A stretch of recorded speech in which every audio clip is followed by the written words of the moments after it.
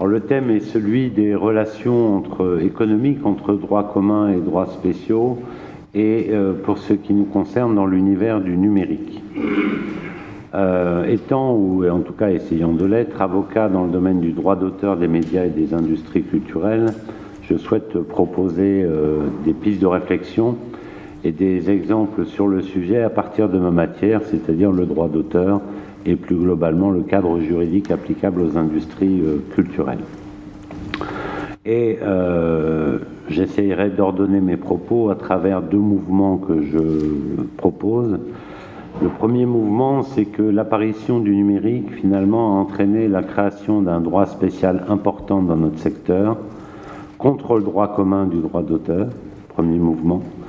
Et puis, d'autre part, le droit spécial, loin de se cantonner à son périmètre, qui par nature devrait être peut-être délimité, est venu aussi influencer, certains pourraient dire pervertir, le droit commun. Et je voudrais traiter ces deux pistes de réflexion à travers quelques exemples.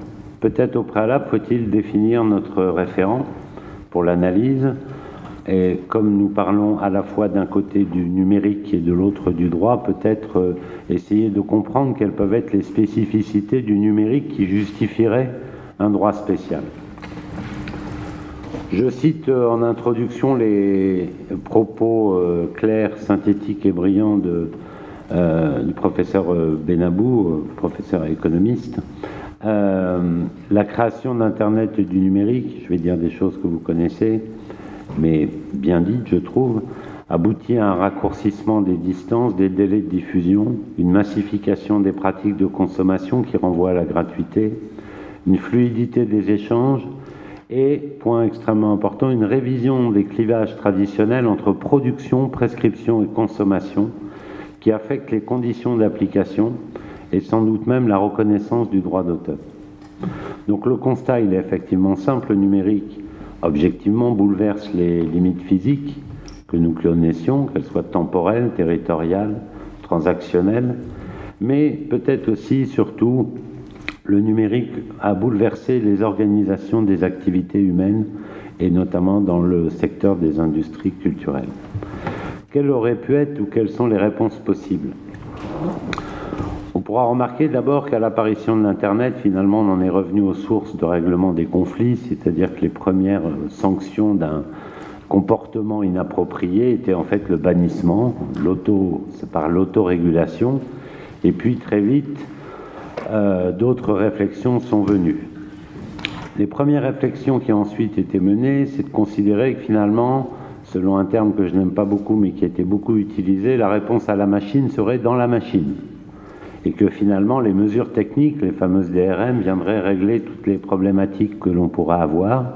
Et puis donc, on a eu un mouvement du droit pour créer un nouveau droit spécifique sur les mesures techniques de protection.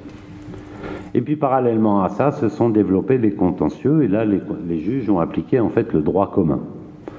Et le droit commun a finalement permis d'appréhender des nouvelles situations, des nouvelles questions. Est-ce qu'un DVD, c'est l'équivalent d'une vidéocassette, ce qui peut paraître trivial, mais ce qui a été très important à un moment? Est-ce qu'un site internet est vraiment un diffuseur ou pas? Ou est-ce que c'est un domicile virtuel? Est-ce qu'un phonogramme, c'est forcément un support physique, ou est-ce que ça peut être aussi simplement un fichier? Bref, de très nombreuses questions, et je n'ai pas le temps d'approfondir les exemples, d'une adaptation parfaite par les juges du droit commun aux nouvelles situations. Alors pourquoi le droit commun ne serait pas adapté en fait au numérique dans notre secteur? Je vous fournis un début d'explication. C'est que finalement notre droit d'auteur, il a été de manière assez classique construit sur des distinctions assez claires, des typologies définies par rapport à une réalité sociale et économique. Et il a été construit autour de deux personnes essentielles, un auteur professionnel et un exploitant. L'auteur professionnel, qu'il faut protéger pour des raisons que vous connaissez, doit être protégé par le contrat, qui est l'outil qui doit permettre de contrôler l'exploitation de son œuvre, et puis d'obtenir une rémunération et un partage de la valeur. Et puis de l'autre, un responsable parfaitement identifié qui choisit un exploitant, éditeur, producteur, entrepreneur de spectacle, télédiffuseur, et une personne qui prend la responsabilité de porter à la connaissance du public. Cette personne, elle commet des actes soumis aux droits d'auteur, aux productions, communication au public, et dans ce cas-là, bien évidemment, l'encadrement tient compte de cette simplicité, ou en tout cas de ce cadre défini, 2 acteurs, et puis vient encadrer les relations économiques en prévoyant des obligations de rémunération et de nombreuses règles qui protègent les auteurs et qui obligent les exploitants. Alors, ce cadre-là, il s'est parfaitement adapté à l'apparition de nouveaux moyens de communication, de diffusion des œuvres, et que ce soit le disque, le phonogramme, le rouleau, le cinéma, la radio, la télévision. Ce cadre-là a toujours pu s'adapter parce que finalement on est resté sur cette organisation professionnelle autour d'auteurs professionnels et d'exploitants qui choisissent. Alors 2 nouveaux acteurs dans l'univers numérique qui vient perturber complètement ce schéma-là et qui expliquent la création des droits spéciaux. C'est bien évidemment ce qu'on a appelé l'amateur, qui est devenu aussi d'abord exploitant, puisque désormais il n'est plus simplement récepteur passif, il peut lui-même émettre à travers les réseaux. Et là, pour les professionnels, les titulaires de droits, ça a été quand même très compliqué, parce que l'amateur qui partage sur les réseaux, c'est souvent aussi parce que ce sont des contenus qu'il apprécie et qu'il souhaite proposer à d'autres. Alors, comment l'aborder ? Le client, en fait, l'utilisateur devient le propre concurrent de l'exploitant professionnel, mais en même temps, c'est potentiellement son client. Comment gérer cette relation schizophrène ? Difficile, puisque l'objectif est bien de le conquérir et non pas forcément de le neutraliser. Et puis l'action judiciaire éventuelle ne permet pas de réguler la relation, elle permet d'interdire et sans forcément créer de la valeur. Elle a en plus un coût démesuré et elle peut avoir un impact d'image extrêmement négatif, ce qui a amené certains professionnels dans certains secteurs culturels, comme par exemple le jeu vidéo, à réduire considérablement le recours aux juges pour ne pas avoir un bad buzz lié aux actions contre les utilisateurs, qui sont aussi les premiers fans le plus souvent. Alors peut-être faut-il contracter avec l'amateur et essayer de trouver un système, mais là aussi c'est extrêmement délicat, puisque ces amateurs sont multiples, éclatés, et puis l'amateur ne cherche pas le profit, il cherche l'échange, la reconnaissance sociale, l'action le plus souvent, donc là je fais un peu de sociologie, et pas forcément une rémunération. Alors, deuxième élément aussi, de nouvel acteur qui bouleverse complètement, c'est le fameux intermédiaire technique. Et ce sera l'essentiel de mon propos ici, parce que c'est lui qui est venu aussi bouleverser considérablement et continuera de bouleverser, tant que le droit n'y répondra pas de manière, à mon avis, plus satisfaisante, nos secteurs, les secteurs de la culture au sens large. Alors pourquoi le problème se pose? Le problème se pose parce que finalement, ces nouveaux intermédiaires ne sont pas des intermédiaires, ce sont simplement aujourd'hui ceux qui proposent la vraie valeur de l'usage. Et dans l'univers numérique, il n'est plus nécessaire de s'accrocher sur des notions physiques comme la reproduction ou la représentation, il faut tenir compte d'une inversion.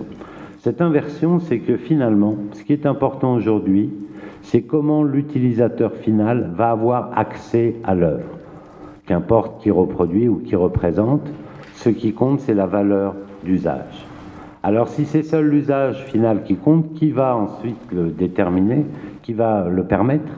Et c'est là la question. Ce n'est plus l'exploitant traditionnel, mais c'est désormais ces nouveaux intermédiaires, ces nouveaux médias, ces nouveaux acteurs. Le fournisseur d'accès, le fournisseur d'outils, le fournisseur de moyens de référencement et de recherche, le fournisseur de plateformes. Mais le code de la propriété intellectuelle n'a pas été conçu sur ce modèle-là parce que ces fournisseurs-là ont une particularité, c'est qu'ils offrent des moyens d'accès, c'est évident, mais par contre, ils ne choisissent pas.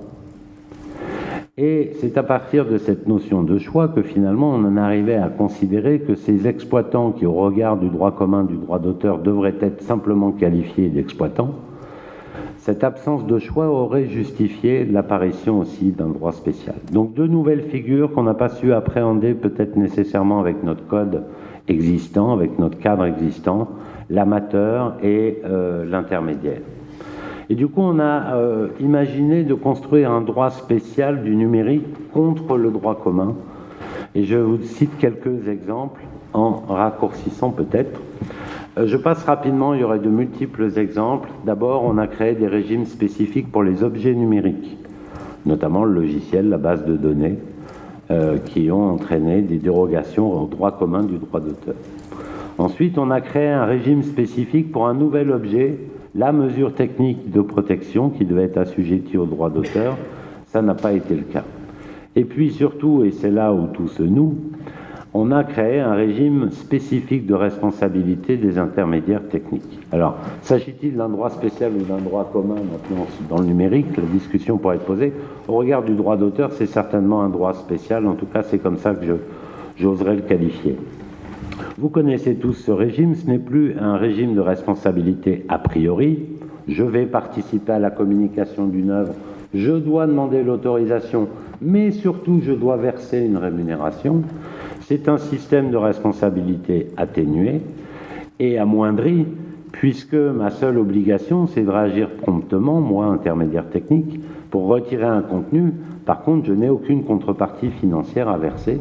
Je dois juste retirer le contenu, ce qui n'est pas créateur de valeur, et ce qui diminue la contrefaçon, mais en tout cas ne permet pas le partage de la valeur. C'est le point clé essentielle de la construction d'un droit spécial contre le droit commun qui aujourd'hui continue de produire ses effets négatifs. C'est bien sûr la directive e-commerce des années 2000, du 8 juin 2000, transposée en droit français par la loi du 21 juin 2004.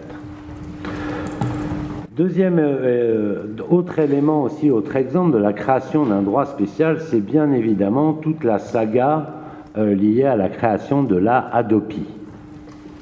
La Hadopi, donc, de quoi s'agissait-il au départ? C'est de constater justement le rôle du fameux amateur dans la diffusion, la rediffusion des œuvres, et du coup d'essayer de le ramener dans le droit chemin en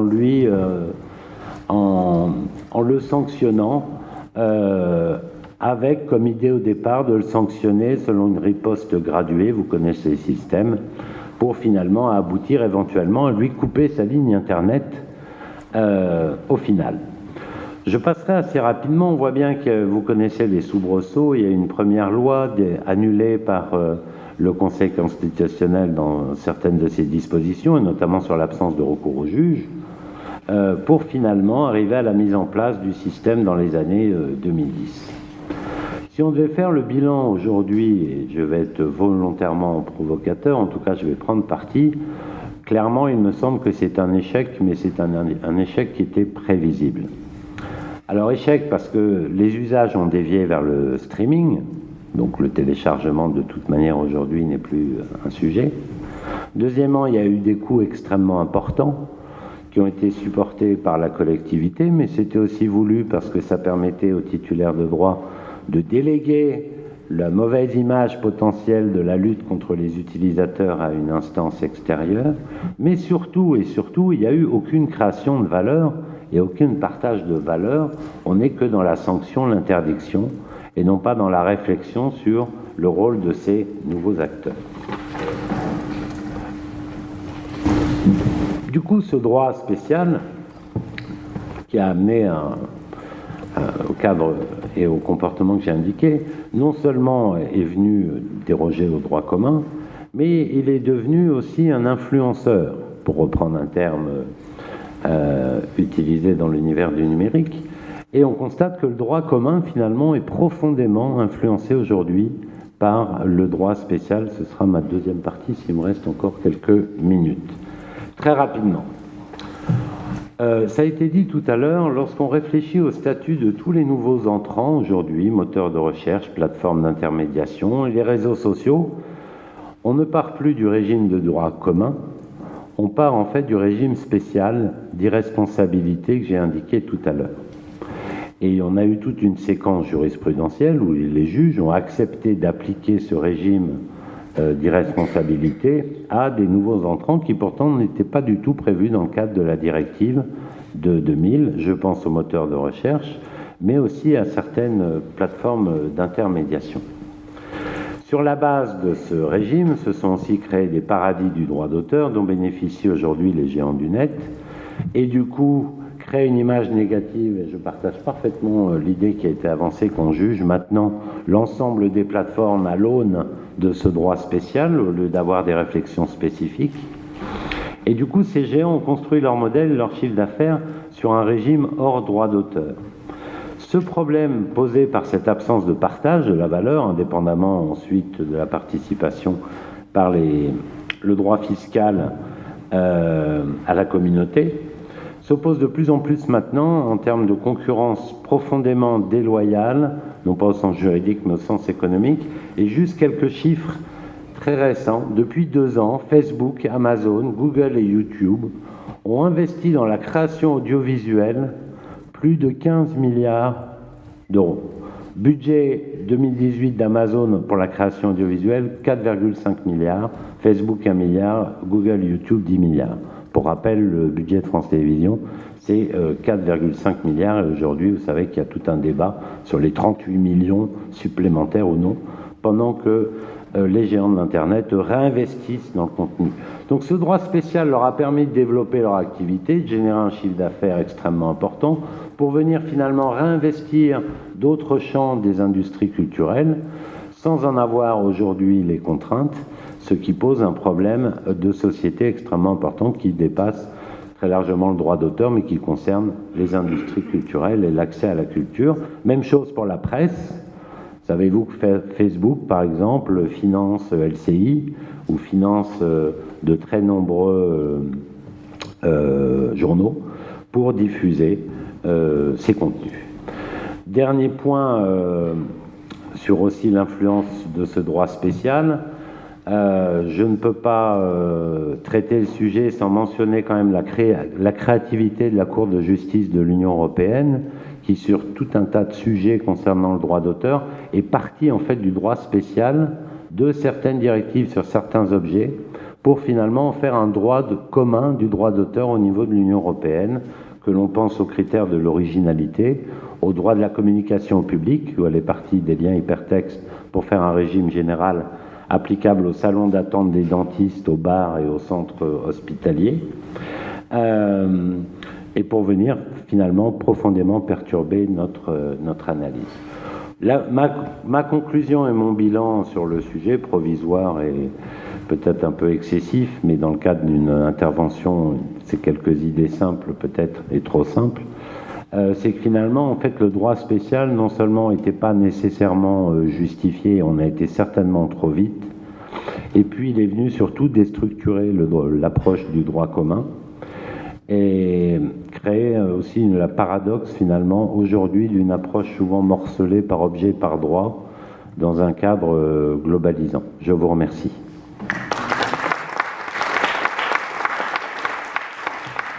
Merci beaucoup.